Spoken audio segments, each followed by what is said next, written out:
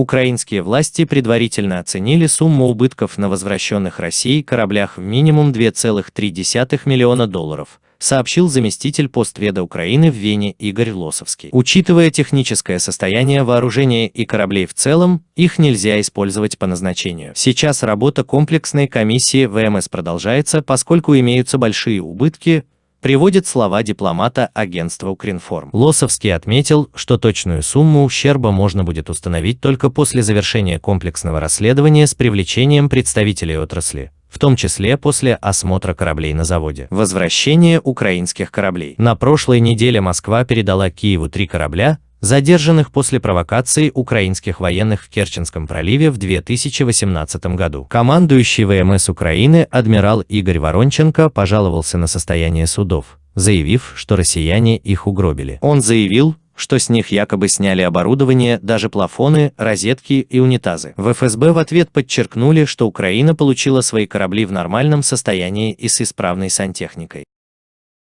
Ставь лайк, подписывайся на канал и нажимай колокольчик.